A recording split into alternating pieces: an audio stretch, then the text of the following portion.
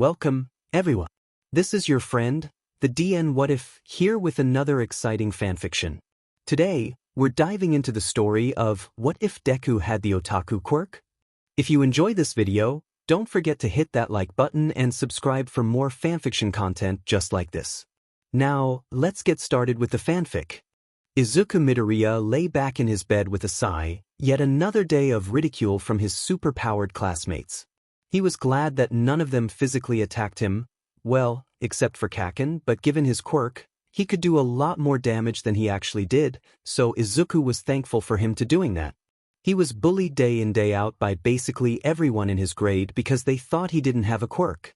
But Izuku did in fact have a quirk. The doctors had confirmed that when he was a child, no extra toe joint, and he had a quirk. That's what they had all said. Of course, it would be easier to refute his classmates' claims of his apparent quirklessness if he had any idea of what his quirk was. He had never exhibited any signs of any sort of super ability in his entire life.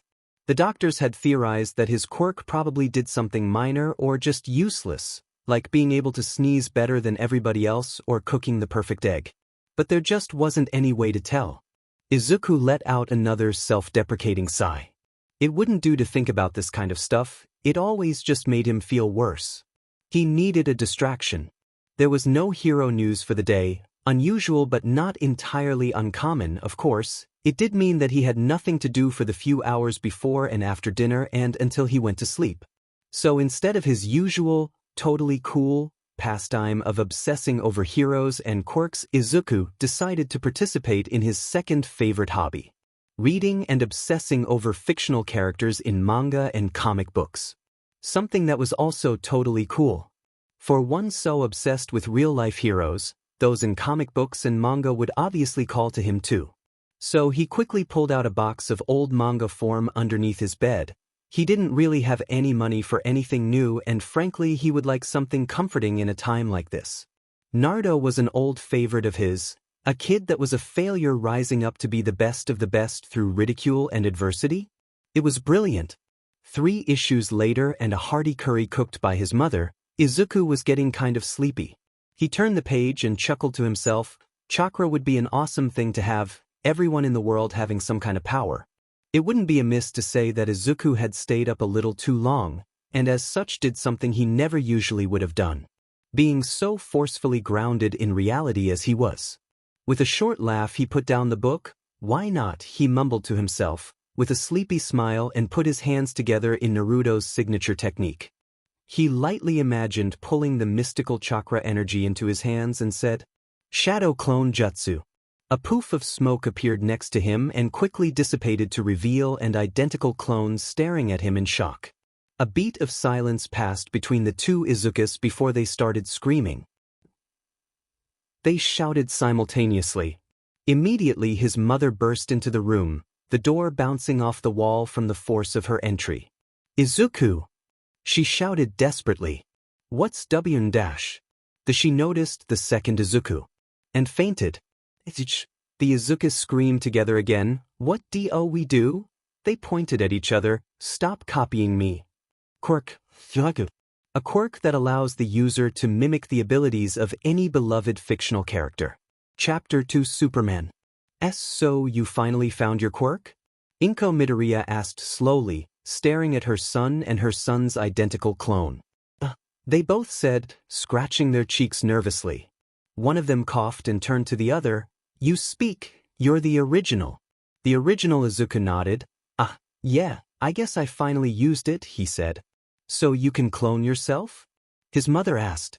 "No," Izuku said. He wasn't too sure of it himself. "No." Inko mirrored, her eyes flicking between her 2 identical sons sitting opposite her. But no. I can clone myself, but that's not what my quirk does." "So what does it do?" "I don't know," he scratched his cheek again. "I was just messing around and then..." Izuku trailed off in thought. He had childishly tried a technique from his Naruto manga and it had somehow worked. Maybe he was secretly a ninja. That was dumb. Apparently his counterpart had the same train of thought and spoke up. "We're just playing and then I appeared. I didn't think anything would actually happen." I was just copying Naruto. So what happens now? Are you going to stay here forever now? Inko asked. The Izukis turned to one another and shrugged. Oh, I know. The clone exclaimed before suddenly jumping up and rushing into the kitchen. What are you dash? The original Izuku started, but before he could get any further, the clone pulled a knife off the rack and jammed it into the back of his hand. Immediately the clone vanished in a poof of smoke and Izuku experienced a burst of familiar memories. Having two sets of memories for the same conversation from two separate perspectives was certainly confusing, but also incredibly awesome. Sorry about that, Mum, that was. Izuku trailed off. His mother had fainted again. Any attempt at replicating the use of his quirk had failed spectacularly. Nothing had worked, no clones, no Raisengans, no chakra, no abilities of any kind.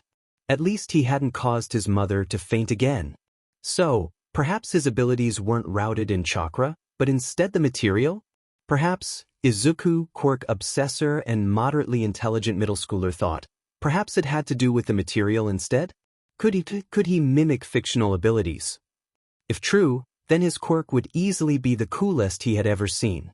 Izuku quickly wrote down every thought he had about his own quirk in his previously empty personal quirk journal he had first attempted to start when he was about 5 years old. Of course, that didn't exactly produce any results other than a blank notebook.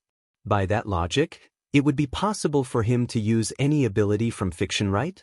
So it would stand to reason that he should attempt to use a different ability, given that his use of chakra hadn't resulted in anything.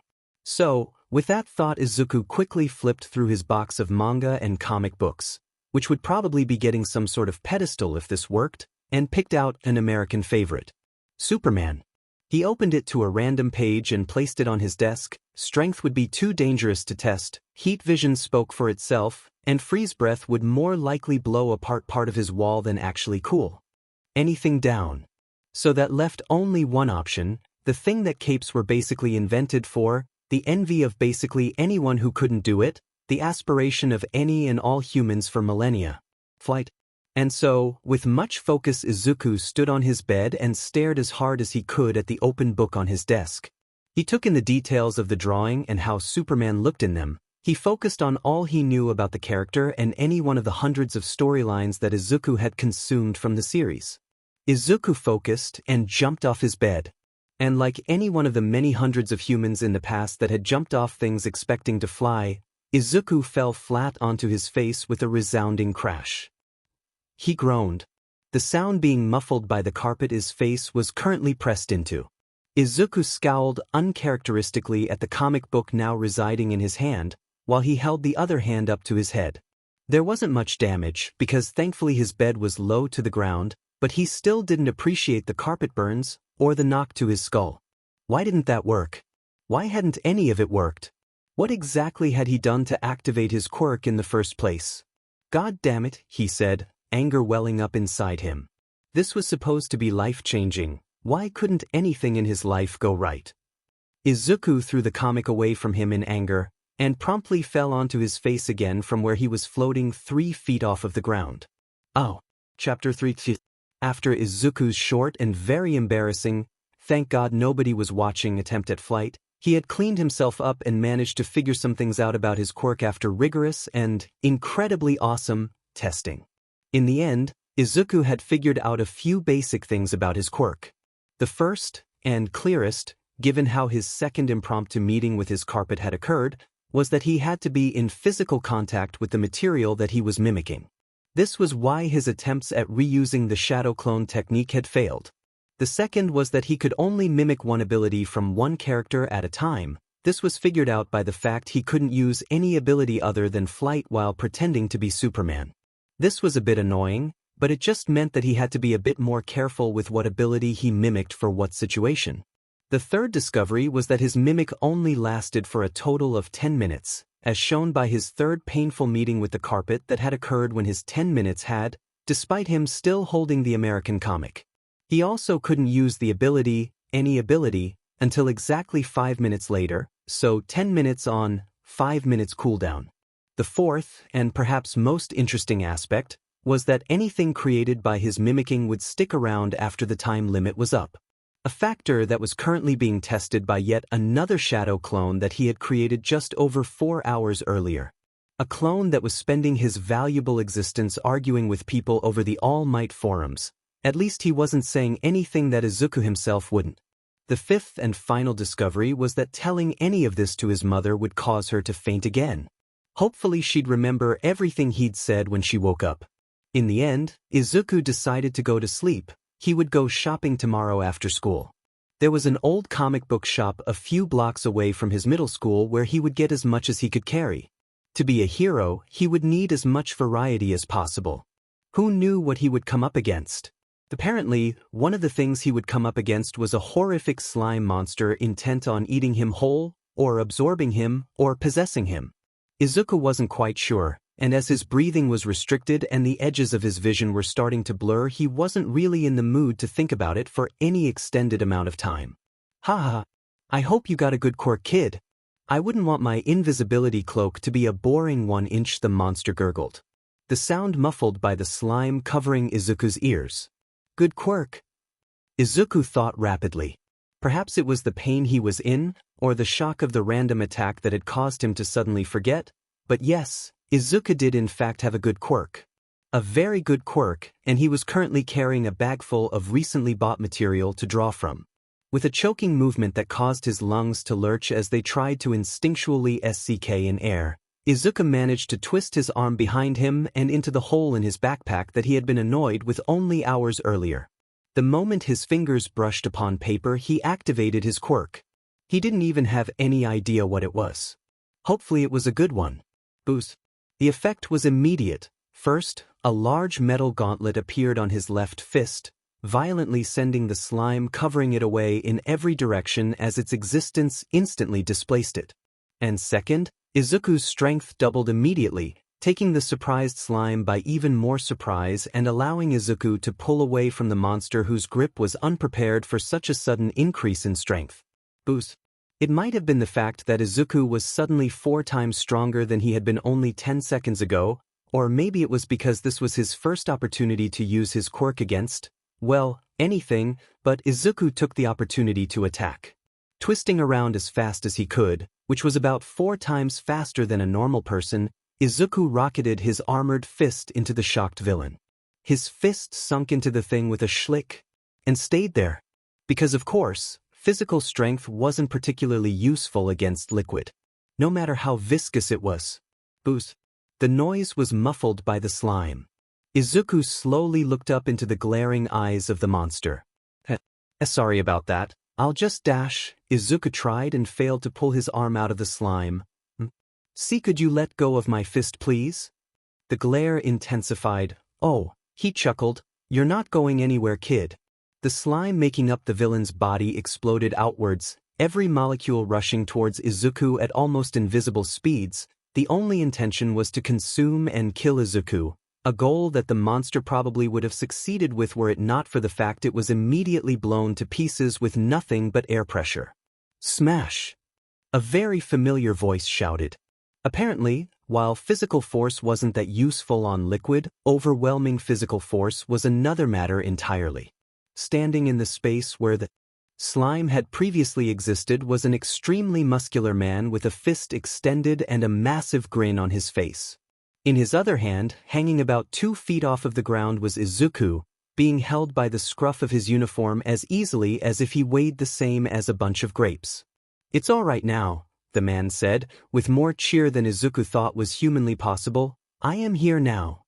All Might had produced enough air pressure with a single hit to absolutely decimate the creature. Of course, what was more impressive to Izuku was the fact that he was being held up by his hero, the number 1 greatest person in the entire world. All Might. And so, in a wonderful impression of his mother, Izuku fainted. Izuku rapidly blinked his way into consciousness and then immediately had to squint his eyes closed again, as any person lying on his back and staring into the sky would have to. Izuku was just about to wonder just why he was lying on his back, in a storm drain, when a voice cut across the empty air. Are you all right now, my boy? Izuku shot up from where he was lying and turned quickly towards the origin of the voice. Standing not 15 feet away from him was All Might. He was also flipping through Izuku's personal notebook that he had clearly taken from the bag sitting next to him. "This is very well made, son," he boomed happily. "Have you perhaps considered becoming a hero? With a mind like this, I am sure you would do fantastically." All Might had told him he would be a great hero. With a brief moment of hyperventilation, broken up by an occasional page flip from the man himself, Izuku managed to answer him. "Why yes, I've always wanted to be a hero." He bowed from his sitting position, something that was actually quite painful. "Thank you for saying something so kind." "No problem, my boy." All Might grinned. "I hope to see you at U.A soon." U.A? Izuku couldn't help but ask. "That's right, Midoriya-san. I'm going to be teaching there next year." "You know my name?" Izuku exclaimed in surprise. In response, All Might held up his notebook and waved it around a little. Izuku's name was written on the front. "Ah." He scratched his cheek, embarrassed. Now, All Might placed the notebook back into Izuku's backpack. "I have to get this guy to the police." He tapped the bottles of green liquid that Izuku hadn't noticed before, sitting in the pockets of his cargo pants. Apparently in the time that Izuku was out, All Might had somehow gathered up possibly hundreds of pieces of the destroyed villain and somehow forced them into the bottles. Izuku blinked as he saw an eye floating in the bottle glare at him. That was something to ignore. All Might crouched down to jump away, his customary way of transportation, before Izuku spoke up again. "W8. He shouted, causing the number 1 hero to pause in his actions. "What is the matter?" the hero questioned with a quirked eyebrow. "Can I have your autograph?" All Might had left a very happy Izuku, just over 10 minutes beforehand, who had spent all that time simply staring and giggling intermittently at the autograph taking up a whole 2 pages of his precious notebook.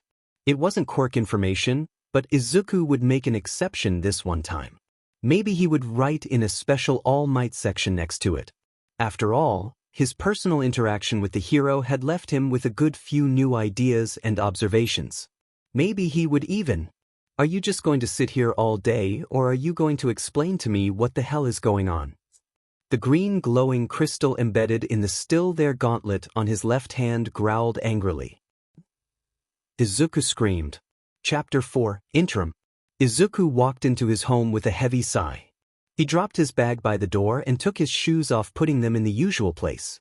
Then he walked through the hallway door into his apartment, and attempted to make his way to the couch where his mother was already sitting and enjoying some game show on TV. Unfortunately, his left arm seemed to have a different idea. "All right, you're home now. Are you gonna tell me what's going on now?" Izuku hung his head blearily. He had hoped that Draig, the thing he had inadvertently summoned onto his left hand, had forgotten that he had promised to explain everything when he got home. He had hoped this, because he had absolutely no idea what had happened. "Izuku dear, when did you get home?" Inko turned to him with a look of confusion on her face. "I thought you had been home for a while now?" Izuku's eyes flicked to his room where he had left a clone that morning. Had it really stuck around all day? "Ah, that's probably my clone. I thought that she paused and took a moment to shiver, that had poofed. Different clone. Izuku waved her off as if it was normal. Which, he supposed, it probably would be in the future. "Hey honey." "Yeah." Izuku replied. "What's that thing on your arm?" She pointed down to the metallic red gauntlet inlaid with perhaps one of the biggest jewels she had ever seen that still existed around his fist. "Oh," he let out a nervous chuckle, "it's nothing Irish. My name is Draig the Welsh Heavenly Dragon." "It is a pleasure to meet you, Mrs. Midoriya." The dragon introduced himself politely. Inko stared at him for a second before finally responding, "Your arm can speak now?" "I'm a dragon, not an arm," the gauntlet huffed. "A dragon?" Whatever Izuku had wanted to say in response was quickly cut off by his mother, once again fainting. Izuku blinked. She had made it much longer this time. Perhaps they'd eventually be able to get through a conversation again without her fainting. It would be nice, Izuku thought idly. And so, moving in a now quite practiced set of movements, he set his mother down on the couch, covered her with a blanket, and turned the TV off. She'd be up in time for dinner. Draig took that moment to speak up. "Does she always do this?"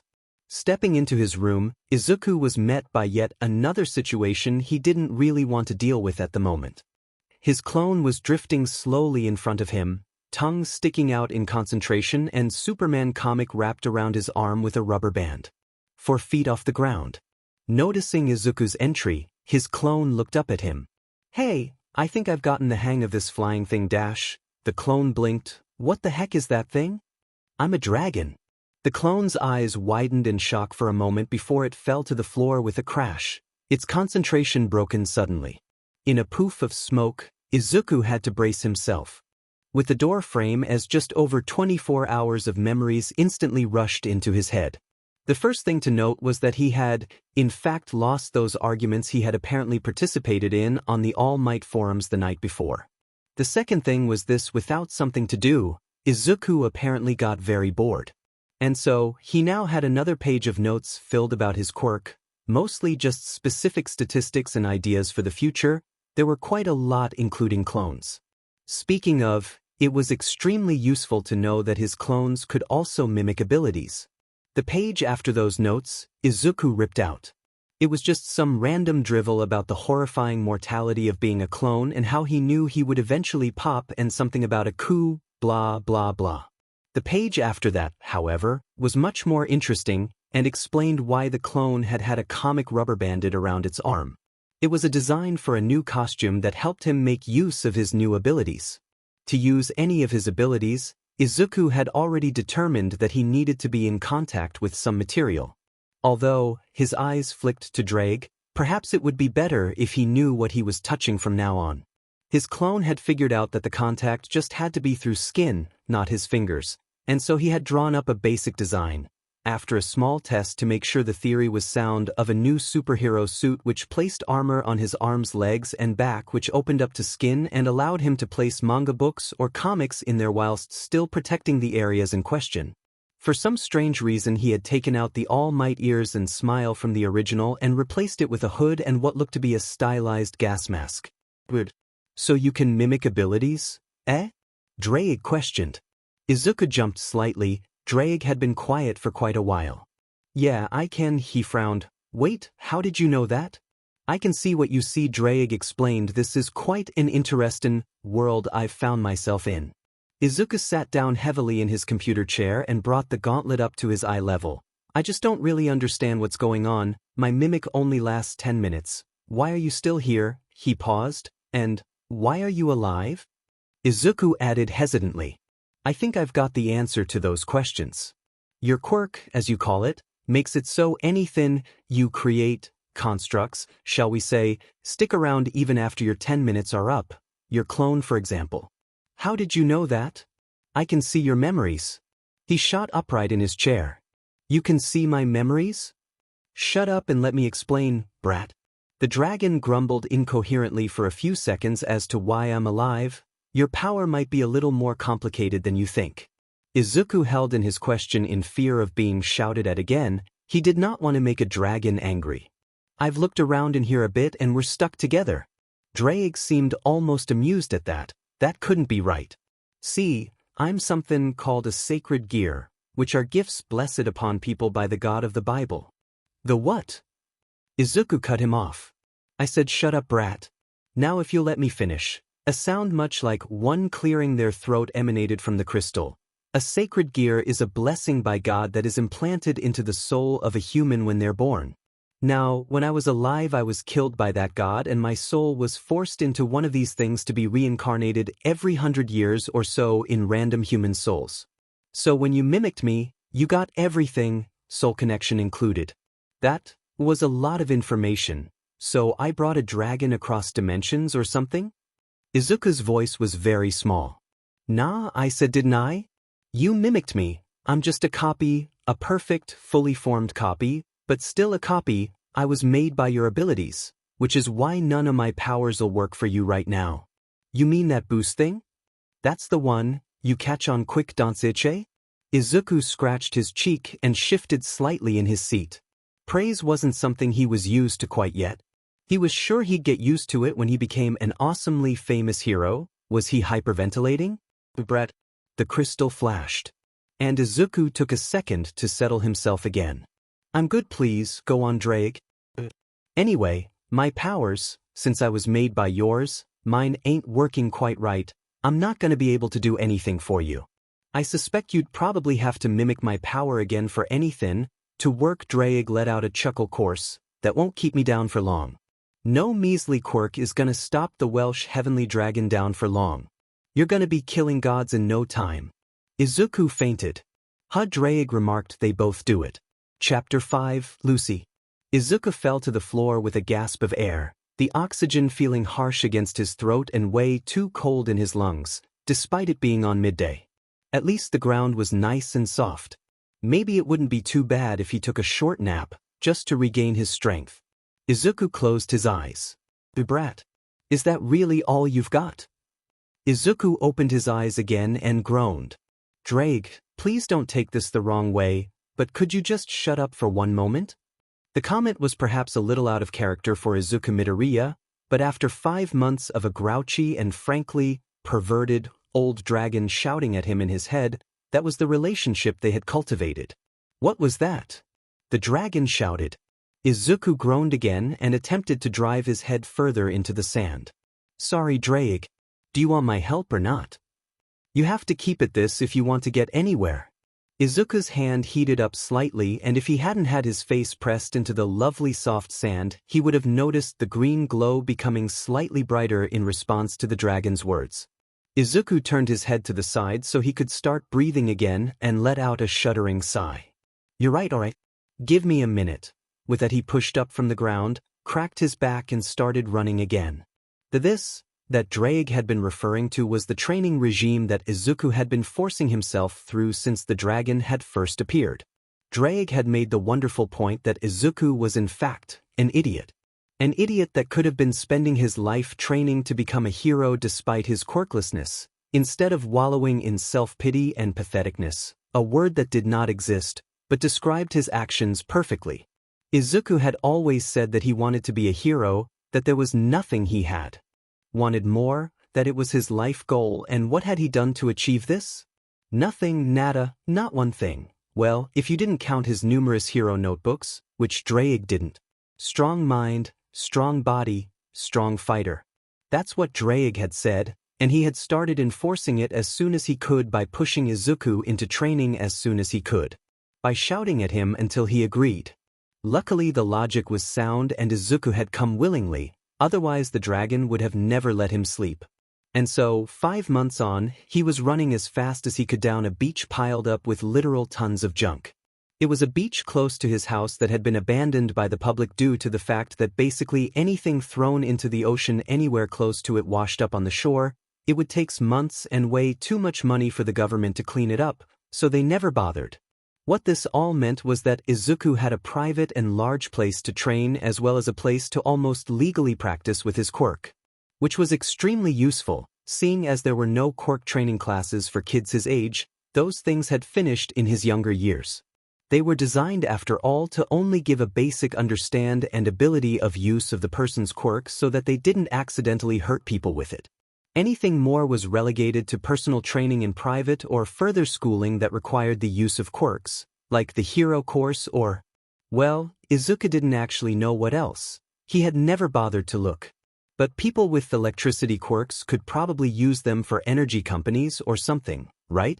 Regardless of that, due to the particular nature of Izuku's quirk being so unique and the particular nature of most fictional abilities being so incredibly destructive, he needed a large open space to practice using his abilities. He couldn't exactly train flight in the comfort of his bedroom after all. And speaking of his abilities, and that's time. This time Izuku managed to fall backwards into a sitting position instead of forwards onto his already abused face. He let out a heavy breath and leant back onto his hands.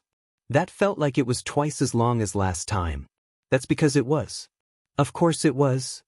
That was predictable. Hey, you can't get better if you don't push yourself. The dragon said joyfully. You don't have to sound so happy about my pain. I wouldn't if you weren't so funny. I hate you. I love you too. Izuku flopped back onto the sand and stretched his arms out in an attempt to alleviate the pain racking his limbs. You get 10 minutes and then we get to train in your powers. He could almost hear the grin. Why am I listening to you again? 'Cause I've been with some of the most powerful people that have ever existed? No, that's not it. 'Cause we're stuck together? That's the one. Training his quirk was easily the best experience that Izuku ever had. If it wasn't always easy, the dented fridge from his 50th attempt to fly showed this clearly. What was also fun was that today was New Ability Day. The training regime that Drake had designed meant that he would train with a single ability for a month and then choose a new one to train the month after. That being said, some of them didn't take that long to learn, like X-ray vision, and others were just too difficult to learn, like flight. So he could go through a few before he found the one to train with. It was also important to spend so long on each ability because the fact that he was able to use the ability didn't mean that he was able to use it well every time he started from level 0. It had taken just over a week to be able to make more than 3 shadow clones, the ability he trained first. What had also become apparent was that while his ability lasted 10 minutes with a 5-minute cooldown, it also depended on his stamina. Using the ability cost him energy, and the more tired he was, the less time he had to use anything, the cooldown expanding correspondingly. With Drake's training, these effects were beginning to lessen, and his training of his quirk was obviously improving his ability to use it, as it would anyone's, but it still wasn't perfect. At the moment, he could only really use it 10 times a day, with the use down to only 1 minute and the cooldown up to 50 minutes on the 10th use. Of course, despite all of that, it was still the best quirk ever. More importantly, it was his quirk, and he wouldn't change it for anything. Izuku sat on the beach and closed his eyes, his backpack sitting open in front of him, still filled with what was left from his random shopping spree months earlier. Every month he'd pick out a book at random, learn an ability and put it on his new shelf in his room, leaving only abilities that he hadn't yet attempted. And so, with a dramatically raised arm, Izuku blindly shoved his hand into his backpack, rummaged around for a second, so the book he chose wasn't just the one on top. Not that it actually mattered, but it felt like it was a bit more by chance. He pulled out a book and opened his eyes. Elfin lied. There was a picture of a pink-haired girl on the front. Alright then, Elfin lied it is, although it does look a little cutesy. Hope there's something good. Izuku said, hoping because as always, the first time he got something new, he'd activate his power blindly. His reasoning being that if he figured things out by himself, he might think of things that the story didn't show. It also gave him an undiluted experience with the ability instead of having any expectations beforehand from reading it. None of this meant that he wouldn't immediately binge anything he could after using it blind a few times, but it was still important to do. Well, it wouldn't hurt at any rate. Izuku activated his quirk, something he could actively notice now. It felt like a flowing warmth that filled his body from the point of contact to the fiction and stayed there until the 10 minutes, or however long it was, were up. It was the same feeling he had thought he imagined when it first activated with the shadow clone. This flowing warmth was also accompanied with the sudden sensation of having 2 extra prehensile arms suddenly sticking out of his upper back, arms which immediately flopped to the ground, seeing as Izuku didn't have them 10 seconds ago and had absolutely no idea how to move them. Izuku tried to turn around to get a look at his floppy arms, but let out a frown at the sight of nothing at all lying behind him. There wasn't even an indent on the sand. Luckily the arms appeared to be around 10 feet long, so Izuku could turn around to crouch without them being pulled away from his reach. Izuku could feel the arm under his hand, but there wasn't actually anything there. It was weird to see and feel his actual hand being unable to pass through an area in space. He could feel his actual hand with the long invisible one too. The sand underneath the arm didn't move no matter how much Izuku pressed the invisible arm down, which meant that it was probably intangible to anything but him too, or at least that would be a working theory until proven otherwise. That would be a problem. First order of business would be making the thing tangible. So, 2 hours later and on his 5th usage, Izuku stood, wide stance, arm outstretched, sweat pouring down his skin like a river, in front of the old refrigerator he had dented 2 months prior. A single one of his 2 invisible arms shuddering in mid-air, ready to perform an attack. He had managed to make the arm tangible, through a hell of a lot of concentrating, and was finally ready to attack with it. He pulled in a breath, and swung his actual arm in front of him as if he was hitting something. It was easier to have the invisible one follow his own actual movements. The invisible arm swung, fast and violent, Enough to kick up a cloud of sand just over 4 feet beneath it. It swished through the air, through the fridge and stopped on the other side. On the other side of the still perfectly intact fridge. Oh god damn it, lost my focus. The arm had obviously become intangible again during the movement. Maybe it was too much for your first go? Drake chipped in. Izuku hummed in affirmation. He let out a breath and attempted to wipe the sweat from his forehead with his already soaked tracksuit sleeve. Yeah, let's try something easier. Something easier would simply be pushing the fridge instead of trying to damage it in some way. Izuku raised his arm again, the invisible one mirroring his movements. He let out a low sigh and attempted to center himself, absolute focus on keeping the arm tangible. He stretched his arm forwards slowly. It impacted the fridge. Alright, we have contact, and now. He pushed the hand further forwards. But instead of the fridge simply tipping backwards as Izuku had expected, the entire top fell off with a screech of metal, before landing in the sand with a resounding crash. What the? Izuku stared in disbelief at the missing top half of the metal box, or more accurately, he stared at the perfectly flat cut, which had bisected the entire thing, allowing it to be pushed apart in the first place. The perfect cut which followed exactly along the path he had swung in the first place. He hadn't lost focus on the tangibility, he just hadn't felt the fridge at all, because the cut was so impossibly smooth. Well, that might be the coolest thing I've ever seen. Meh, I've seen better. Well, excuse me, Mr. God Killer, I thought it was pretty awesome. Hey, young, you'll see things way more awesome than this. Izuku's mouth twitched upwards. I hope so, but, he scratched his cheek in confusion. How does an arm cut something? Chapter 6, Kurt. Izuku stared up at the grand building in front of him, its 4 6-story spires reaching into the sky, representing the heights of the heroes trained there and making it so that looking at the building directly from any of its 4 sides resulted in it looking like the letter H. Izuku was sure that was a coincidence, and it was made because of the majestic heights its graduates reached. And I'm sure you're an idiot. The moment was ruined. As usual. Look, Drake, Izuku said to his slightly glowing left arm, you've got to keep quiet until the exam is over. I still don't see why the dragon grumbled. Because I don't want to find out what people would do to me if they found out I had a sentient god-killing dragon attached to my left arm. Izuku attempted to smile at 2 female students giving him a strange look as they passed. Likely due to the fact that he seemed to be talking to himself. You worry too much. And you don't worry enough. He glanced at his watch. Now shut up, I'm going to be late. And with that, Izuku took his first step forwards to being a hero. And immediately caught his foot on his other leg, causing him to fall forwards towards the stone ground. Something slapped against his back. Hup, Ochako, Uraraka said after activating her quirk to stop the Izuku from falling. There we go. She chirped happily, it would be bad luck for you to fall on your first. Ochako trailed off into silence when she finally noticed that while she had negated the boy's gravity, and therefore prevented him from falling any more, she had only managed to do so after his face had already been planted into the ground. Izuku groaned, the noise muffled by the stone his face was pressed against. Ochako looked around them for the source of the chuckling and frowned. That wasn't very nice at all.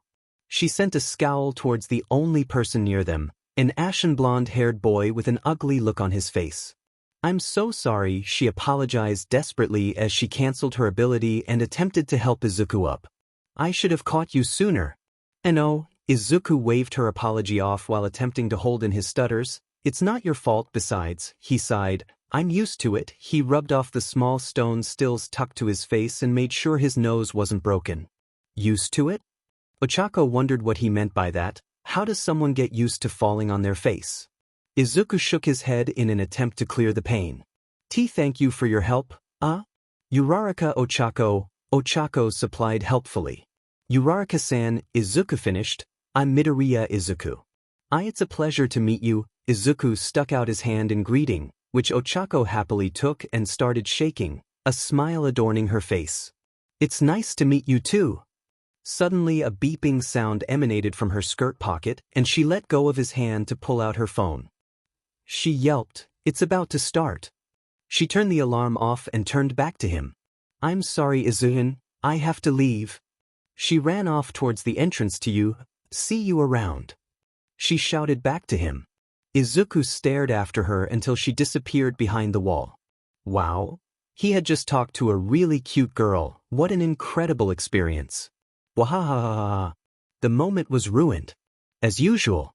As it turned out, the 15th post, that he had spent maybe a month researching online, of exactly what the Utada Hero Course entrance exam contained was correct, which meant that he would be using Battle Plan O, one of his favorites. His clones would certainly be happy, only Plan O actually made use of them. Of course, before he could begin the exam, he had to register his support item, aka the comic book he was currently holding. He had brought a backpack full of each book he needed for each specific plan. Luckily Utada had lockers for them to use, so he didn't have to register the whole thing, which would have taken ages with all the specific forms he would have had to fill out. With only one book, he only needed to fill in one. Support items for anyone who wasn't a hero were extremely regulated, so the line to registering them for use in the entrance exam was luckily very short. There were only 2 people in front of him. A blonde-haired boy wearing some sort of belt and a much larger brown-haired teen with a plastic bag full of small canisters. And because they were heavily regulated, even the exam had limitations on what could be registered in the first place. Support items enhancing the use of a quirk, no matter how minor, were not allowed. The only items that could be taken in were ones that without, the user in question would be physically incapable of using their quirks. Which was apparently the case for only 3 students. Although Izuku had taken quite a while to change and store his backpack, so there might have been more earlier. Before he knew it, he was standing in front of the registration desk. Form, the bubbly teenager asked, holding out her hand. He noted her foreign accent and features. Izuku gave her the paper and waited silently as she read through it. A comic book? She questioned. You? Izuku stared, not expecting any questions. Yeah. How do you? She trailed off. Do you have your quirk registration from on you? Izuku's heart jumped in his chest. Do I need it? She frowned and looked down at his form. Well, not usually, but I don't see how a comic book would help you. Do you need paper or something? Oh, his heart settled back into its usual place. Oh, no. I can mimic fictional abilities. The girl stared at him, the form slipping out of her hands as his eyes widened as far as they could. What, you can mimic powers? She was almost shouting. Izuku took a step back. Yeah?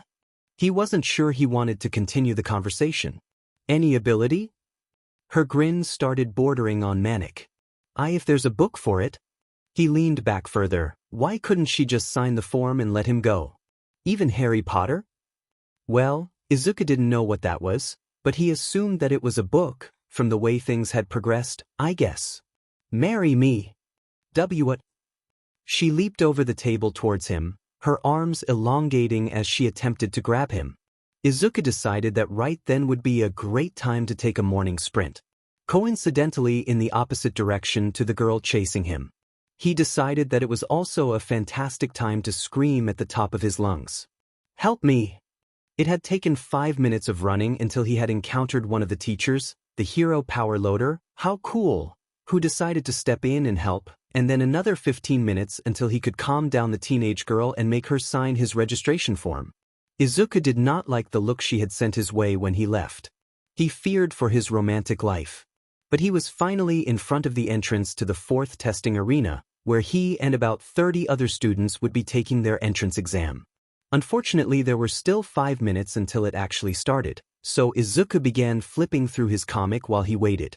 He had already read this one, so it wasn't really that interesting, but it did mean that he missed the other students around him sending confused or offended glances his way, especially the glare of the bespectacled teen that had shouted at him during the introductory lecture. It also meant that when President Mike suddenly shouted "Start" from behind them, he wasn't confused, but rather startled out of his reading and, unlike his fellow competitors, acted immediately. Izuku activated his quirk and disappeared in a cloud of blue smoke and an echoing sound. Izuku reappeared in his room, blinking away the sudden change in lighting and images of the weird blue place he went whenever he teleported. He flicked on the lights and grinned towards the 5 clones standing in his bedroom, each one dressed in an identical tracksuit and holding a different book. He turned to the closest one and held out his arm. "Grab on," he said. The clone grabbed him, and with a bamf and a cloud of smoke, Izuku and his passenger appeared again at the entrance to the exam. They nodded at each other and the clone ran off to join his still exiting competitors. Izuku stumbled forwards and grabbed his knees to steady himself, before bringing a hand to his mouth as his stomach churned wildly. Teleportation was always stupidly disorientating. Izuku pushed the feelings down and stood back up. This wasn't the time to get sick. There were 4 more clones to teleport in. Just under 8 minutes later, due to the breaks he had to take so he didn't throw up or miss his destination due to the disorientation, Izuku was running through the examination area, searching for a robot that didn't already have people around it. He currently had absolutely no idea how many points he held, as he wouldn't get any memories from his clones until they popped, and none of them had died yet. Izuku twisted around a corner and found his first robot, or rather, it found him. A dark green metal arm flew towards his face, at speeds that would make an Olympic sprinter flinch. Izuku wasn't an Olympic sprinter, but he had been trained by one of the most powerful beings in existence for the past 10 months, so instead of flinching, he ducked under the swinging arm and twisted around the robot before slamming his armored left hand into the side of it. The metal buckled under the much stronger, unyielding material of the gauntlet, and the insides of the robot shattered, flying out in every direction. Izuku kicked the remains of the machine to make sure it was properly dead. When it didn't respond, he loosened back into a casual stance. Well, if nothing else, I have at least 3 points. With that, he ran off again in search of more things to smash.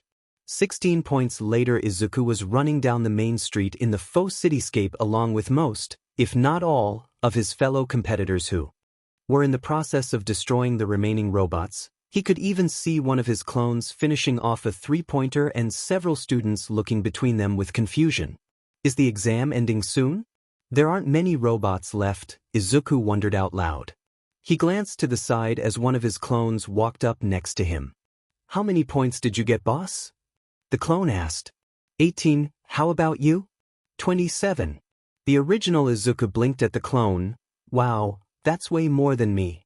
The clone crossed his arms and glared off to the side. It's not that impressive, Cyclops got double that. Double. A beat passed between them before they both started grinning. We're going to be heroes. The clone laughed. Demon right.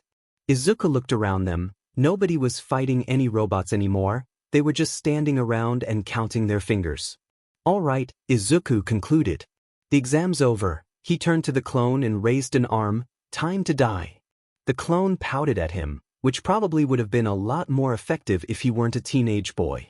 Alright, he finally agreed. But before Izuku could kill himself, a great crash racked the arena, as the ground exploded outwards and several of the buildings at the end of the main street fell over from the force of the 50-foot robot that had risen from the ground and started lumbering towards them. Every teenager there took one look at the massive 0-pointer robot, turned, and started running away. Izuku was about to turn away himself until Draig spoke up, stopping him and his clones in their tracks, the message audible to all of them. Kid, wait. The dragon suddenly said. What is it, Draig? Izuku asked, while dodging another teen that was about to run into him. Look over at the robot. He took Draig's word and saw what was wrong. Under a pile of rubble in front of the robot, desperately attempting to pull her leg free, was the girl that had attempted to help him in front of the school. Ochako Uraraka, the nice girl who had tried to help him, was about to get crushed by a 200-ton robot for a school exam. Not on his watch. His clone beside him let out a gasp and started running forwards. Draig, the original Izuku barked. How much time do I have left? About 20 seconds. Make it count. Got it? Izuku nodded to himself and concentrated on where Ochako was trapped. He would only get one shot. Izuku appeared in an explosion of blue smoke that immediately sent Ochako into a coughing fit and stopped her pulling on her leg anymore. Not wasting any time, he quickly crouched down and grabbed her arm, throwing it over his shoulders. Get ready, he told her. Wadash, Ochako started. Ochako finished. With another explosion of smoke, they reappeared in the middle of the other students, who had managed to notice what was going on with the blue smoke that suddenly appeared next to the robot's foot. But before anyone could say anything, another explosion echoed across the arena, causing them all to snap back towards the robot, or what was left of it. Drake had sent the message of Ochako's endangerment to every single version of him, all of which came up with a plan to save her. All of which they executed at the same time. Izuku 1, or as he preferred, Cyclops, ran to the center of the street to get a better shot at the thing. He only had about a minute left, so he had to make this count. Cyclops ground his feet into the ground beneath him and stared up at the giant robot, missing the cloud of blue smoke appearing just outside his field of vision, and lifted up the pair of specially purchased rose quartz sunglasses. Whoosh! A great beam of blindingly bright red energy burst forth from his eyes and crashed into the robot's head, sending it reeling back from the force, only for the concussive force to break through the comparatively fragile metal and burst out the back of the machine, heading off into the sky. But before he could do anything more, what remained of the robot was struck with what looked to be a blur of green, followed by what had to be almost 100 lightning bolts striking the exact place the green streak had hit. And before he could properly register what had happened, another clone appeared next to his and opened his mouth.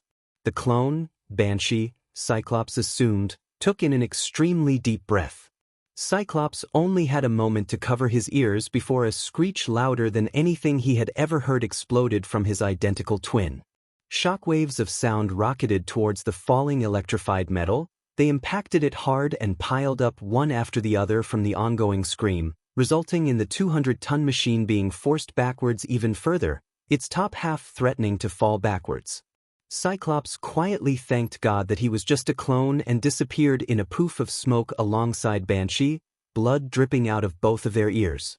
20 seconds earlier, on the closest rooftop to the zero-pointer, Izuku Clone 3, or as he liked to be called, Storm, stared at the behemoth in front of him. Even at a rook level, the machine still towered over him.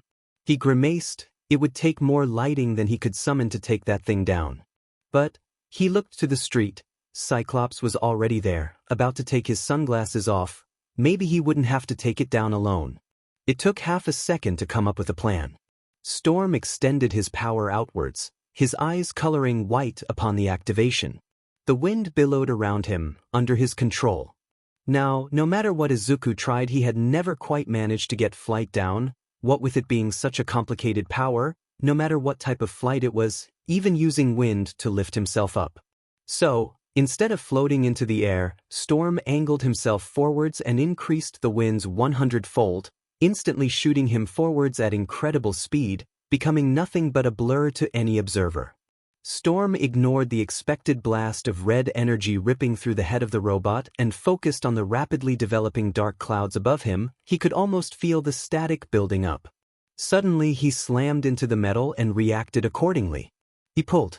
The sky above him exploded downwards, ripping through the air, bringing the smell of burning ozone with it. It would have been impossible to bring down this much on anything other than his own location. It was a good job he was a clone. The poof of smoke was lost in the raining lightning.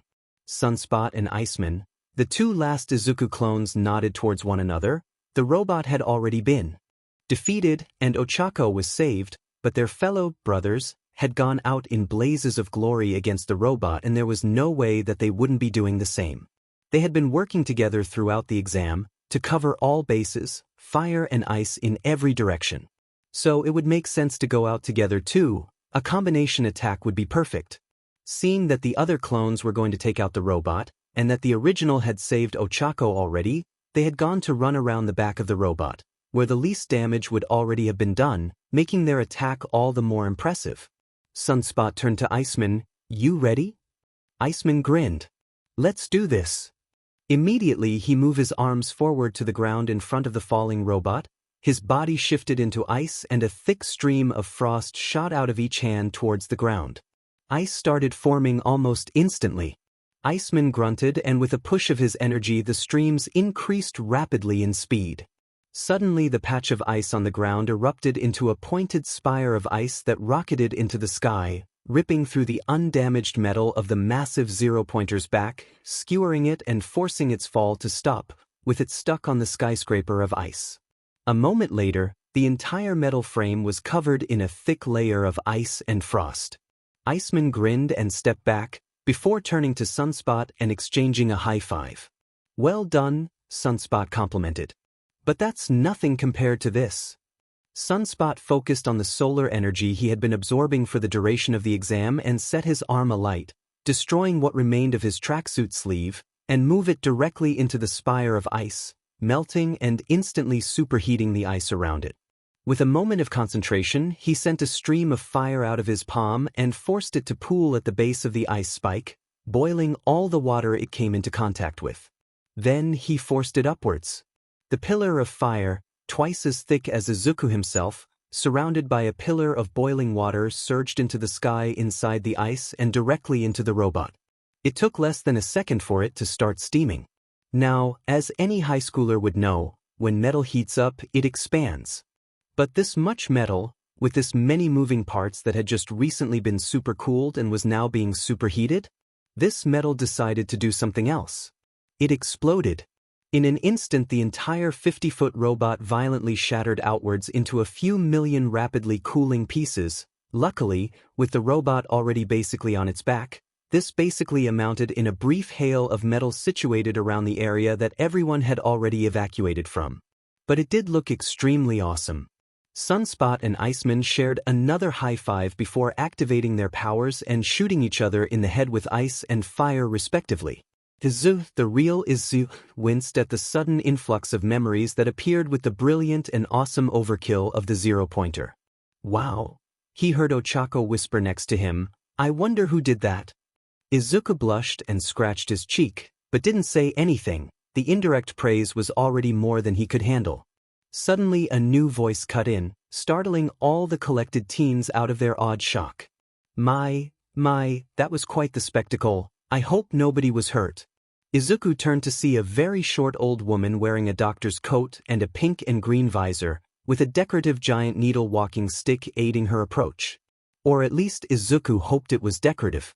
One of the other teenagers spoke up. "Hey," he said, "it's the pro-hero Recovery Girl. Would you like a candy?" Recovery Girl asked and pushed some into the hands of a reluctant teen nearby. "Those of you who aren't hurt, please exit the arena. The test is now over," she gestured to the exit. The teens looked at one another awkwardly before starting to make their way to the exit. Finally, Recovery Girl stopped in front of Izuku and Ochako, using her quirk to heal a few of the more beat-up competitors on the way. She smiled benignly at them. "That was quite the attack on the zero-pointer, young man," she said. Immediately Ochako's head snapped towards him, the look of awe she had previously reappearing. "You did that?" Izuku's blush increased and he looked away from her in embarrassment, and Recovery Girl continued. "Are all your brothers okay?" she questioned. "Brothers?" He didn't. "Oh no, they're clones. They disappear," Izuku said. Recovery Girl arched an eyebrow. "Oh ho, really now?" Izuku nodded. "Then I suppose all their points are your points. You're going to make quite the impact. Now, let's have a look at that leg." She turned to Ochako and started examining her, preventing Izuku from responding to her statement. Another pro-hero had complimented him. "Hang on, what happened to all the comics the clones had been carrying?" Chapter 7, Edward. Izuku clapped his hands together and then slammed them into the sand below him, blue lightning-like energy crackling around his arms and flowing into the ground. Nothing happened. Izuku frowned and looked at the thick book open next to him, reading what was on the page. After a moment he nodded to himself and settled back onto one knee. He clapped his hands together again, the blue energy crackling into life, and once more he slammed his hands into the sand. Unlike the last time, the sand rippled outwards in a shockwave beneath him. A great hand made of compacted sand twice as large as Izuku himself rose up and grabbed the bisected fridge sitting in front of him.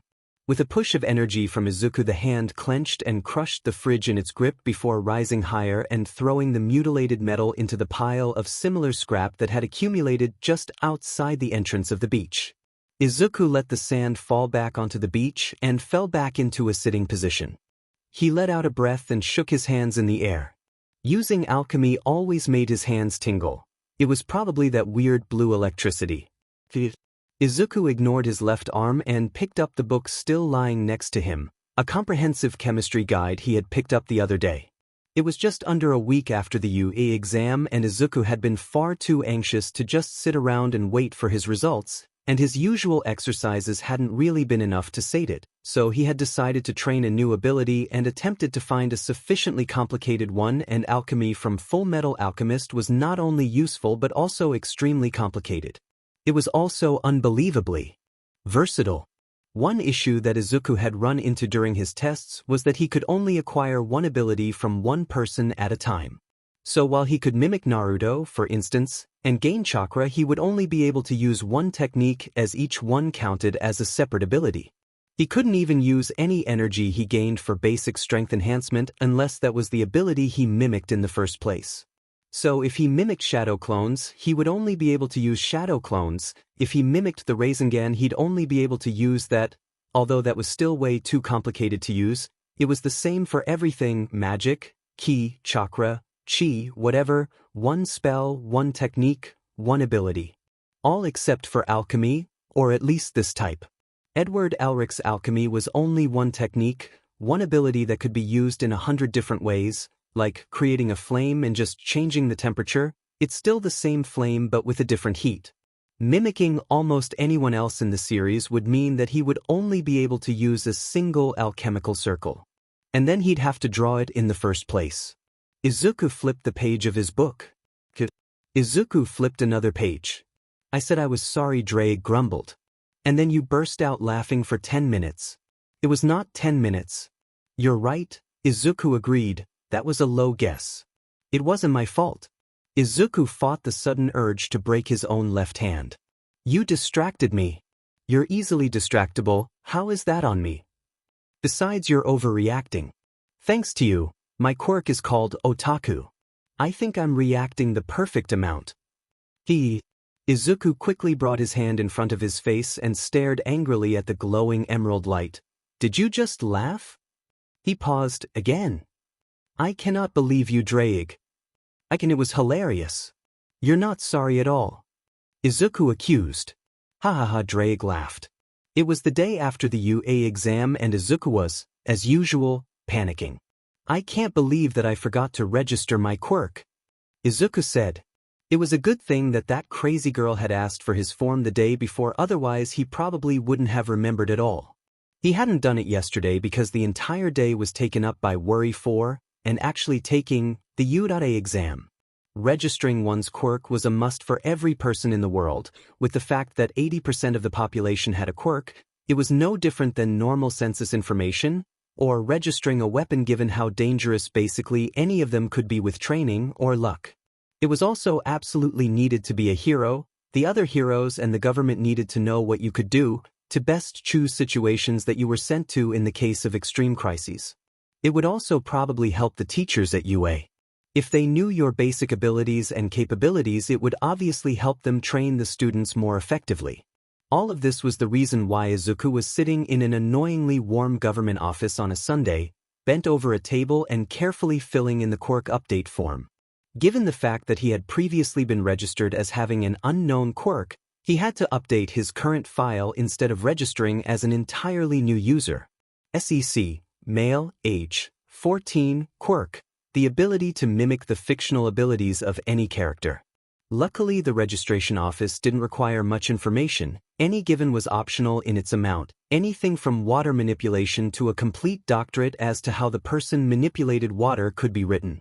Izuku wasn't sure he wanted to put the secrets of his quirk down anywhere other than his journals, no matter how secure it was. Who knew what would happen in the future?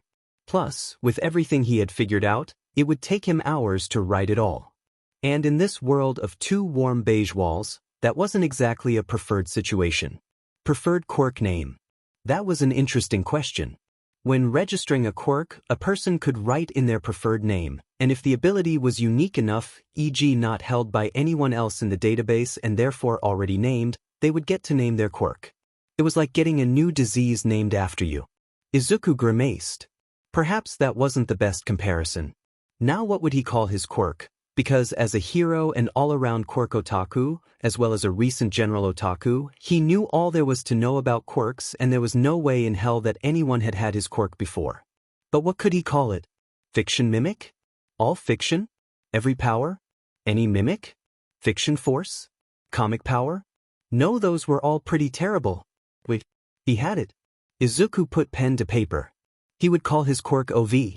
Otaku Drake decided to pipe in. What? Izuku asked. Your quirk. Call it Otaku.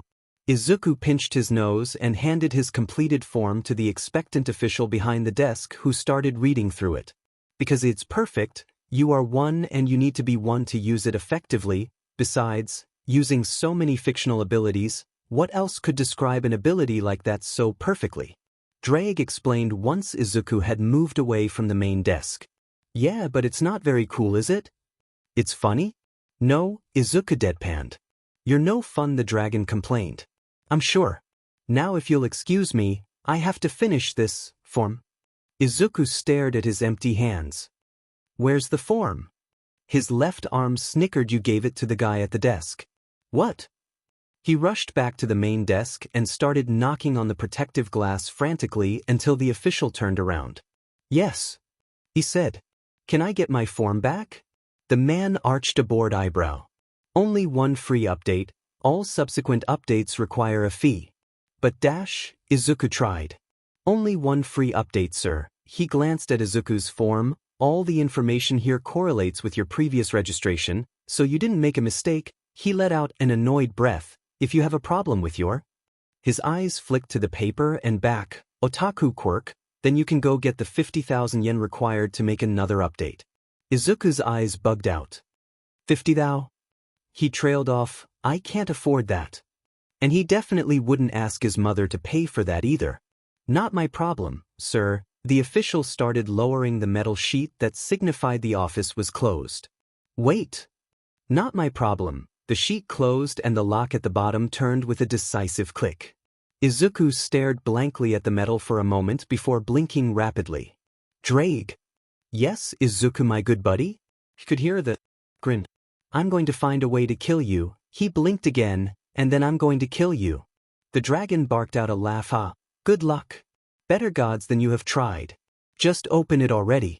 It was about 10 minutes ago that his mother had burst into his room, teary-eyed and holding a thick letter from Yui, his entrance exam results. A letter that had been sitting on his desk that entire time, with Izuku just sending it feverish glances from where he was sketching an updated hero costume design to send in.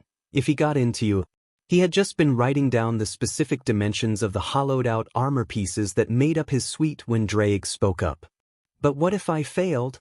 There were 6 superpowered versions of you running around that arena. He let out a huff. There's no way you didn't make it in. You're sure? Izuku. Yeah.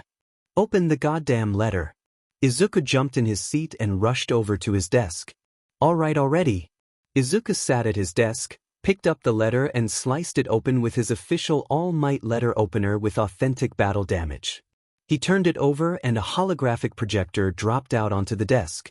After hesitating for a moment, he pressed the on button. Immediately a bright screen projected into the air in front of him, filling his room with light. Izuku winced at the brightness before his eyes adjusted to the screen and blinked at what he saw.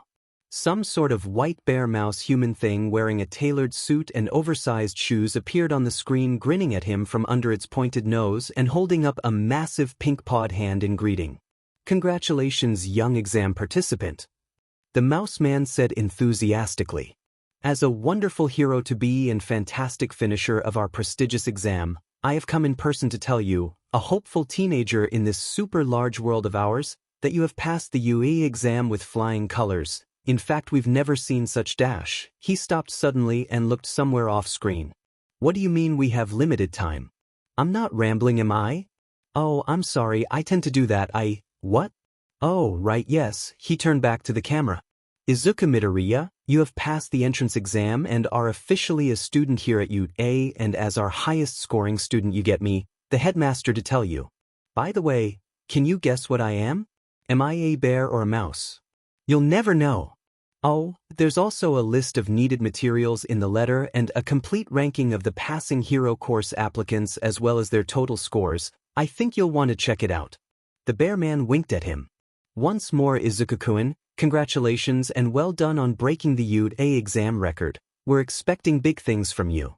The hologram winked out of existence, leaving Izuku's eyes to adjust to the sudden change in lighting again. He blinked rapidly, both to hurry the process along and also in an attempt to deal with the shock of everything he had just been told. Suddenly reclaiming his ability to move, Izuku scrambled to pull the rest of the information out of the open letter. One of them was a hard plastic card, decorated in orange and green with a list of every participant and their scores on it. Izuku's eyes briefly flicked to Katsuki's name in second place with a total of 77 points. Their total points were a combination of 2 scores, the points gained from defeating the robotic villains, and rescue points, something they were definitely not informed of before the exam. They gained more or less rescue points depending on how many heroic deeds they had completed during the exam, most of all, how many people they rescued, what they rescued them from, and how. Izuku idly remembered he needed to breath after 10 seconds of staring at his total score in absolute shock. He had expected to get a good score, but 186. That was more than double the second place held by Kaken. 136 villain points and 50 rescue points. He had the highest score for both categories. Just how cool was that? Hang on. Did the Mouse Headmaster say he broke the U.A exam record? Chapter Luffy. Izuku blinked and deactivated the Byakugan, nodding as his normal vision returned. Drake asked. Just as I thought, no real difference. He placed the manga on the purified block of metal that stood in front of him, a culmination of his last 2 weeks of work with alchemy. The beach was finally fully clean and he had a 2-ton block of the purest steel that had ever existed, as well as several blocks of the leftovers that had come from the process. Izuku continued. Except that Superman's X-ray is in color. Not really X-ray then, is it? Well, I can see people's skeletons if I need to, he thought for a moment. I suppose the Byakugan would be more useful if people actually had chakra. I'll still never get my head around a human having chakra. The dragon grumbled. In my world, only yokai could use it. You know, Izuku frowned, you haven't really told me much about your world. You're really interested? Sure. Well, for one thing, the girls all had way bigger teeth. Actually, I'm good. Suit yourself, Drake huffed. By the way, what are you gonna do with all that metal? Dunno, Izuku shrugged. I'll probably give it to Power Loader Sensei. I still owe him for saving me from the crazy girl. Izuku shrugged again and looked over to the now shining beach, the stars reflecting beautifully in the water, which suddenly seemed all the clearer now that the beach was free of the years of scrap and waste that had washed up. He only hoped that now the thing was clear, the local government would actually attempt to keep it clean this time. Well, if they didn't, he could always just clean it again. It was wonderful practice for his alchemy, which was still the second most complicated ability he had. If it wasn't for his total inability to fly, it would be top of the list. Are you ready for hero school tomorrow? The dragon interrupted his thoughts. I was trying not to think about that. That's why I asked. Izuku smiled. I think I'm as ready as I could ever be. Of course. He could almost hear the grin as his arm flashed a bright green. You were trained by me after all. Izuku laughed. Heh, that you did. He paused for a moment. Thank you, Drake. No problem, Izuku. Izuku was once again stood in the majestic halls of the U.A high school building, only this time he wasn't getting ready for an exam. He was dressed in the U.A uniform, the one that all official students had, blazer, trousers, red. The usual. He was also stood in front of the biggest door that he had ever seen. The door to the Class A Hero Course classroom. Izuku supposed that the door was that big in order to accommodate any student that had a suitably massive mutation quirk. He was also rather happy to have been placed in Class A. Despite the fact that everyone who passed was placed completely at random, it still made him a little giddy, as if he was in the top class. Although, if there was a system of classes that went from best to worst with his score, he'd definitely be in the highest one. He let out a breath and attempted to calm himself before raising a hand to the giant door and pushing it open. I just hoped that Kaken was put in a different dash. As soon as the door was open, he was assaulted by a wave of noise that interrupted him. Get your feet of there right this moment.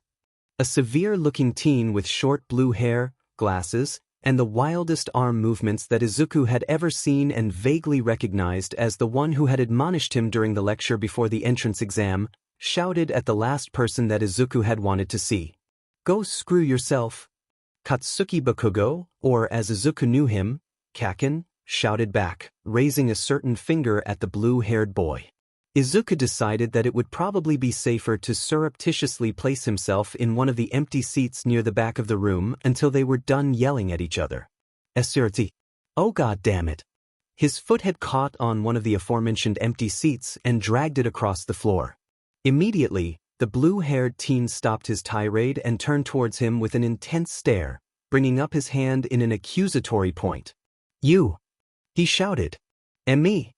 Izuku answered the request, pointing at himself and desperately hoping he meant somebody else. Yes, the teen was suddenly in his face, before dropping into a deep bow. I must say sorry, he yelled. I accused you of not taking the exam seriously during President Mick's lecture, and I was offended by your casual attitude before the exam itself. Izuku attempted and failed to interject. But upon seeing some of your work during said exam, while I don't really understand your quirk, I saw that you were one of the most serious of us all. Your saving of Uraraka-san was most exemplary. I didn't even realize that saving people was graded until after the fact. The teen was once again in his face. Tell me, how did you figure it out? Izuku tried again. I must apologize again. He bowed quickly and deeply again. I have forgotten to introduce myself. I am Tenya Ida. It is a pleasure to meet you. Likewise, I'm Midoriya Izuku. He held out his hand in greeting, but instead of taking it, Ida reeled backwards, his arms flailing in the air. Me Midoriya Izuku? The one who destroyed the previous U.A exam record. He exclaimed in shock. And destroyed the 0-pointer. Apparently Ochako was in this class too, and apparently she had just decided to tell the entire class what he did. What? A teen with yellow hair and a black streak spoke up. It stood to reason that with Ida's enthusiastic way of speech, the other teenagers in the room had taken notice. I'm Denki Kaminari, by the way, call me Kaminari, he introduced. Yeah, Ochako grinned up to the amassed crowd, pressing her hands together in glee. When he saved me from the robot, all his clones went and attacked it too. It was so awesome. It really wasn't the dash. Izuku tried for a third time before he was cut off again. Wait, were you guys in Group D? A small teen with purple ball on his head instead of hair questioned. Ochako nodded in affirmation. The purple-haired boy turned to Izuku, all very clear on his face. That thing was obliterated. What kind of quirk do you have? Wait, Kaminari said, I wasn't there. What exactly happened to it? We all just ran away from ours. It was incredible, the boy exclaimed. He sent this beam into its head and destroyed it. Wow, Kaminari's eyes widened in shock. That's dash. Wait, I wasn't done.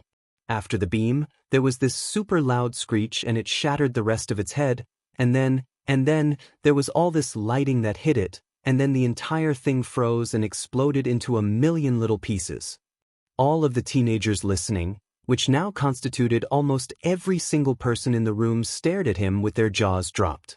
Izuku could feel heat rushing to his face and he took a step back up against the wall. I really wasn't that impressive, Izuku said.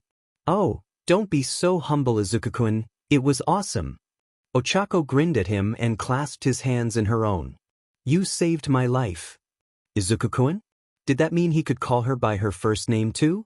Probably shouldn't, that would be rude. As Izuku opened his mouth to once again tell them it was no big deal, yet another voice spoke up. If you're all done admiring Midoriya-san's achievements, put on your tracksuits and meet me in outside. The man that spoke had bloodshot, tired-looking eyes, long lanky hair that fell across his face, and he wore what looked to be a black full-body suit and an incredible length of fabric wrapped around his neck as a scarf. Who are you? Someone spoke up. The man blinked slowly, but was otherwise unfazed. I'm your homeroom teacher Aizawa Shota, he said with a bored tone. He blinked again before taking out a small bottle of eye drops and dripping a few into each of his eyes. The man did look like he needed them. Now put on the tracksuits and meet me in outside.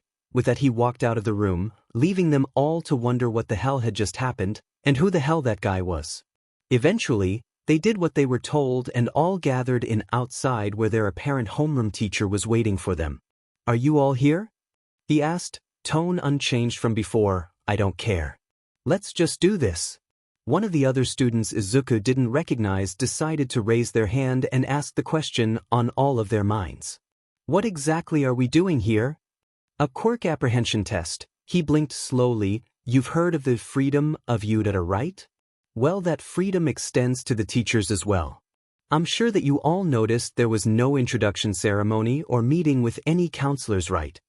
Some of them nodded in response, and he continued, if you want to be heroes, we don't have time to waste with that kind of stuff. Now, I'm sure you all remember taking physical exams in middle school where you couldn't use your quirks, right? Softball pitch? Sit-ups, side to side, that kind of thing? This time they all nodded. Well, now we're gonna do them again, only this time you'll be able to use your quirks. Before you guys learn anything you're gonna need to learn where you are now. He turned to the side before pausing and seeming to consider something. Oh, and before I forget, the person who gets the lowest score will be expelled. What? You can't do that. The teacher grinned. Our freedom of teaching means that we can do whatever we want. Now come on, we've got plenty to do. It was a good thing that Izuku had remembered to bring his comic pack, or as it would usually be known, a backpack full of comic books, with him in preparation for the test, otherwise he would have been just as good as quirkless. But which book should he take?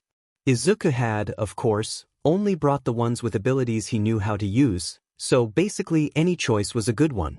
But which one would be best? He rummaged through the bag, thinking of the pros and cons of each choice. Perhaps it would be best to stick with something simple like Superman. Super strength or endurance would be perfect for a set of physical tests like these. With his mind made up, Izuku reached for the Superman comic. Oi! Aizawa's voice shouted from behind him, Midoriya, are you done yet, or are you going to delay us any longer? Izuku quickly turned towards him and grabbed the comic. No, Aizawa-sensei, I'm good. He rushed towards the others and settled into the group. Aizawa nodded at him. Good, then let's get started. His eyes lingered on Izuku for a moment longer before they snapped to the rest of the group. Bakugo! You seem raring to go, why don't you come up first? He held out a softball with a black ring around it to the agitated and fidgety teen with a scowl on his face. Kaken took the ball and Aizawa stood to the side. Now, he said, what was your longest throw without your quirk? Kaken thought for a moment before grunting out, about 78 meters. Well then, try to do better this time. Let's see where you stand with your quirk, shall we? Kaken grunted again before stepping up to the white markings on the ground and leaning back. Die! He yelled as he threw the ball, a massive explosion emanating out the back of his hand, giving his arm a clear burst of speed as well as a massive backdraft to pick up the flying ball, sending it far further than it would have usually gone. The amassed teenager's jaws dropped as the ball disappeared into the sky without a trace. Aizawa coughed to regain their attention and held up his phone, the number 750 clear on the screen. 750 meters? Bakugo. Impressive, he hummed in appreciation. Let's see if anyone can beat that.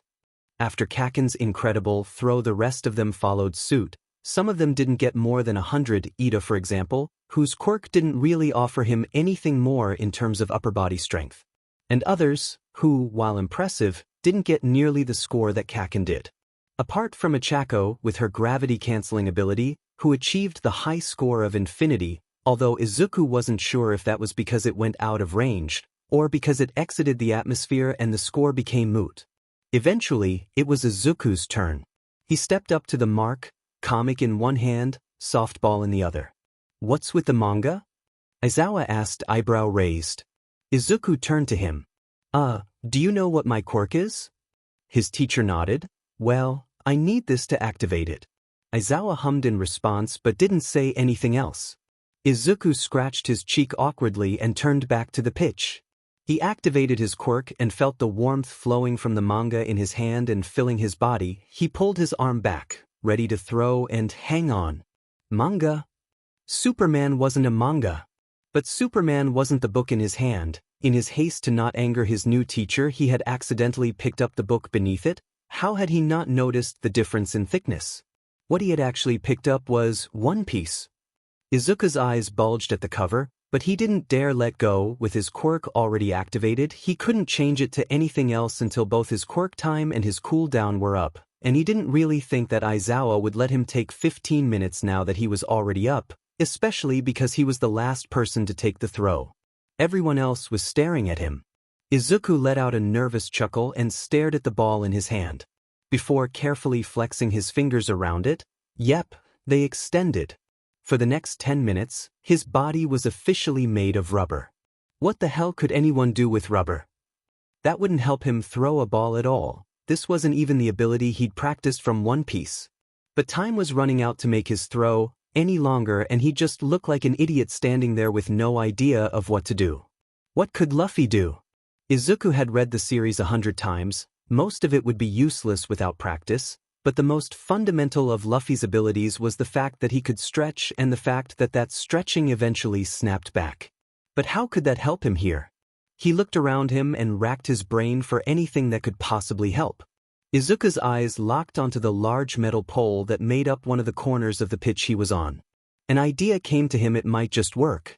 Concentrating for a moment and trying to feel his new flexibility, he turned towards the metal pole and threw the arm holding the ball backwards. Just as he expected, it extended behind him, ball and all, for about 20 feet before coming to a stop in midair.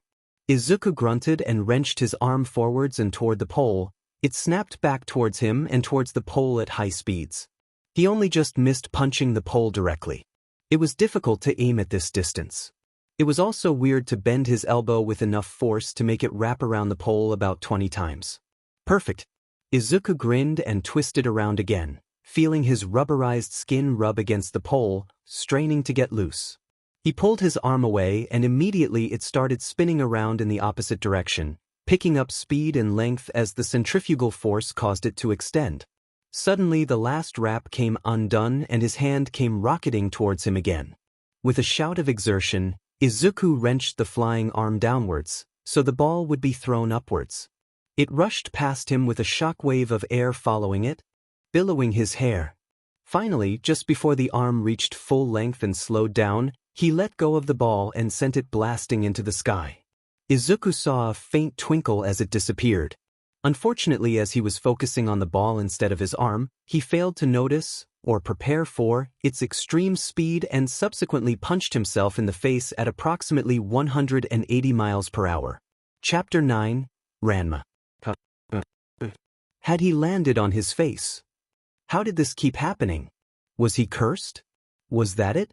Was it bad karma to balance out just how incredible his quirk was? It made no sense, especially since he had punched himself in the face and flown backwards. It didn't feel like he had spun around in the air, but here he was, laying face first on the ground with a mouthful of dirt. Izuku pushed himself up on the ground, clutching the manga with one hand and spat out the dirt. At least he was made of rubber, otherwise that fist would have probably killed him. With a grunt he stood back up and took in his surroundings. Luckily for Izuku, all of his classmates were still staring up into the sky, where he had thrown the ball, with their mouths open in awe. Was it really that impressive? He wiped his mouth once more and took a look at his teacher instead. Unluckily for Izuku, Aizawa was not looking into the sky, but instead was staring at him with a raised eyebrow and a smirk on his face. Damn it! His classmates turned to look at him again, so he immediately took a nonchalant pose, hand on one hip, still holding his manga, and the other in front of his face, with a thumb on the nails to pick at the non-existent dirt and a bored look plastered across his face. He wanted to impress his classmates after all. These were going to be the greatest heroes in the future. Hopefully he made it out with them. Well, Aizawa said, wasn't that an incredible display? His smirk grew a little wider. He took a look at his phone and held it up for Izuku and the class to see. 912 meters, he read out. In the group of students, Katsuki Bakugo grit his teeth and started grinding them together rapidly, glaring at Izuku's annoyingly nonchalant form. How dare he stand there acting as if what he did was no big deal. That Demon Deku. A growl tore itself from Katsuki's throat and his hands twitched in anger. How dare he. He lunged through the crowd at Izuku, using small explosions from his hands to propel himself forwards at high speed. But this wasn't the Izuku he used to know. This was an Izuku with power, and Izuku that had been trained for months by an ancient dragon capable of killing gods on a whim. This Izuku reacted. Immediately Izuku ducked under Katsuki's flying form and spun around, sweeping a rubbery leg out as he did in a powerful kick, the words, "Gum Gum Whip," ringing out in his mind as he used one of Monkey D. Luffy's normal attacks. But it didn't hit, and neither was Katsuki able to fire of any more explosions in order to retaliate.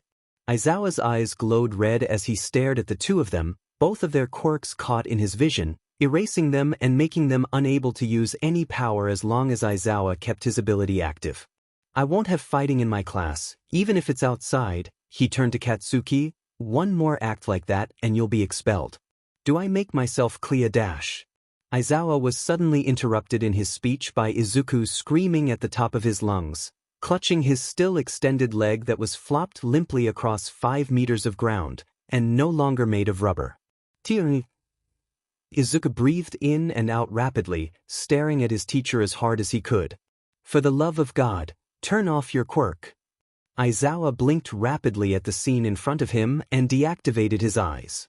The leg immediately turned back into rubber, with the time limit of use having not run out yet. Izuku breathed a sigh of relief as his limb immediately snapped back into its usual place. Aizawa coughed into his hand to regain the attention of his shocked class. "That was interesting. Now, everyone, line up at the 100-meter tack for the next test." He gestured at the running track before turning back to Izuku. "I want you to see me after class." Izuku shuddered at his teacher's tone before gulping and nodding his head in agreement.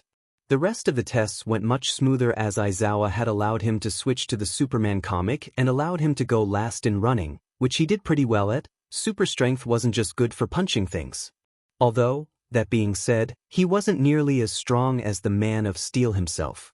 Superman's powers worked by absorbing solar radiation, and only being able to have the power for 10 minutes at a time max didn't allow him much power. Although, he thought it was really lucky that the power gained from the last time he used the powers to the next, that way he'd get stronger with time as long as he continued to use it. Eventually he would be as powerful as Superman, but he wasn't there just yet. Eventually the tests ended, and after Izuku had put his comic away, Aizawa had them all group up in front of him. "I'd like to say well done to everybody here." They all started smiling before Aizawa spoke again.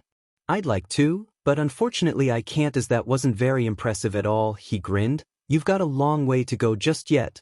With that he pressed a button on his phone and a rectangular holographic display projected out of it and into the air. It was the ranking list for the physical tests. Suddenly they all remembered their teacher's little threat at the beginning of the class. Izuku quickly searched for his name on the list and breathed a sigh of relief as he noticed that it was in the number 1 place. Again. He hoped that people wouldn't come to expect this of him. He didn't think he'd be able to keep it up the rest of his life. At least he wasn't at the bottom of the list. That prize went to a Minor Mineta, who Izuku assumed to be the aghast, pale-looking purple-haired, kneeling on the ground and staring at the list. Izuku idly wondered what the boy's quirk could be. It seemed to the centered around his hair as it was replaced by bright and large purple ball.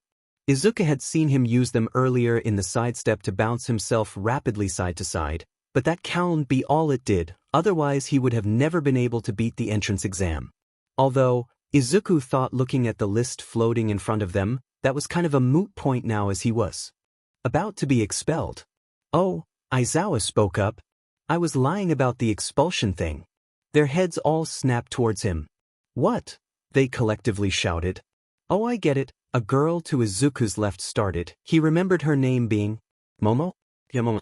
"It was just a trick to motivate us to do our absolute best." Ida hummed. "I am not sure I like such deceptive measures used by the esteemed teachers of you." He paused in consideration, although, "I do suppose that it worked exceptionally well. I am in favor after all." "Well done." He congratulated Aizawa, who just stared at him blankly. "Right," he said, before addressing the class in front of him. "Everyone head back inside.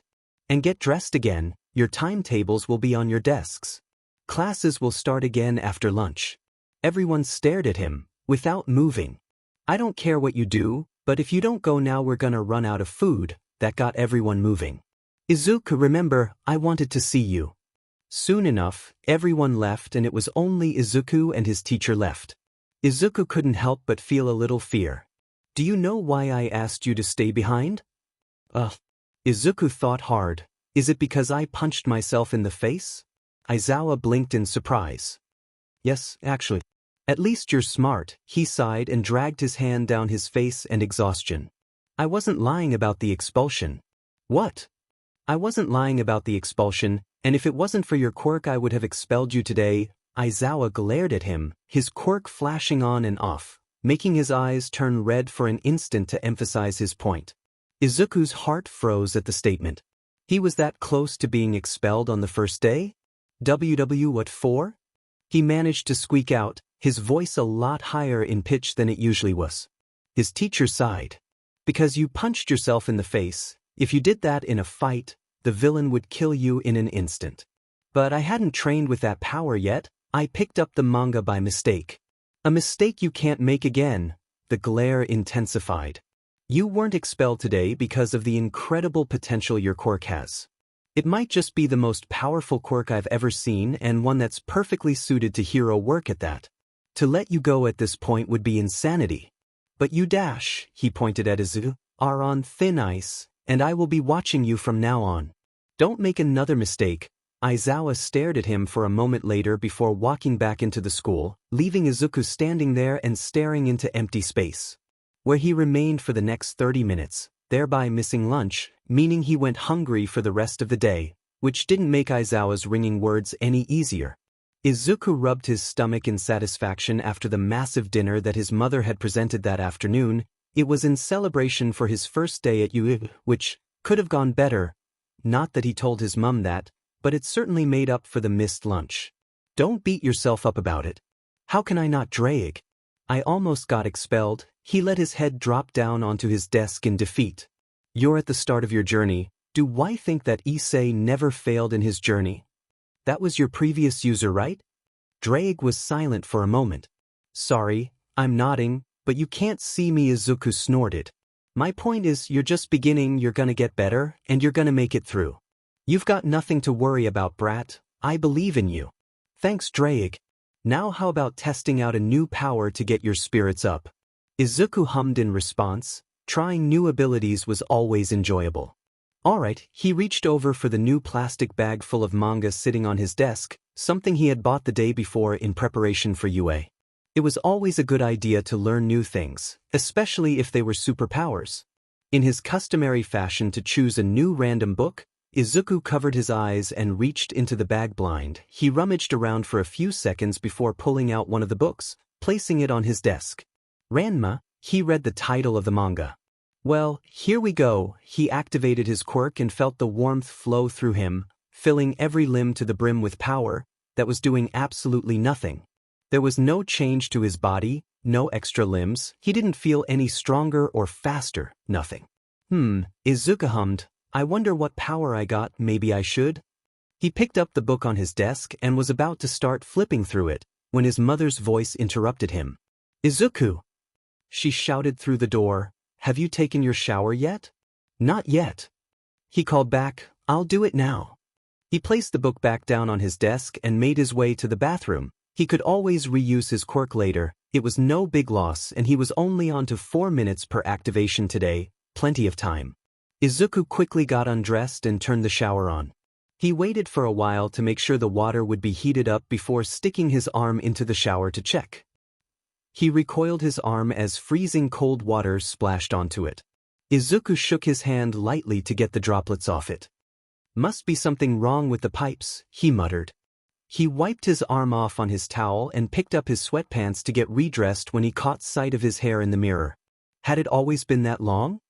He reached up to his shoulder where long strands of hair fell down all the way to his. Izuku's hand froze as she took in the sight of her very obvious BRSS in the mirror. Very slowly she looked down at her body and got an eyeful of a very obviously naked teenage girl. Blood shot out of his nose as her mind finally caught up with what she was seeing. Oh, well, she said lightly. And then she fainted. Ha ha ha. What happened? Izuku pushed herself up from the floor. The tiles were annoying cold on her face, and rubbed her head in an attempt to get rid of the headache. Drake, she groaned, what happened? You fainted.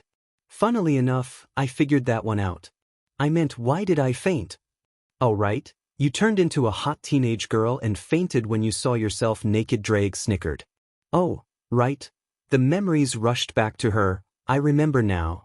That's not the best part. Izuku felt dread in her heart at Drake's overly amused tone. That was never a good sign. What's the best part? She asked warily. You fainted 20 minutes ago and you haven't changed back. What? Izuku was back sitting at her desk. Now 40 minutes after she had fainted, it had taken a while to get over the whole being a girl thing, and then a while to get dressed without accidentally looking at herself and fainting again, and then another 40 to make sure his mother was comfortable on the couch after she had fainted, seeing Izuku's new form.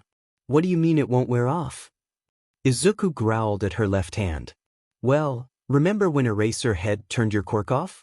Izuku nodded. Your leg didn't turn back to normal. When you fainted it cut your powers off right away, so you got stuck like this. And how do I turn back?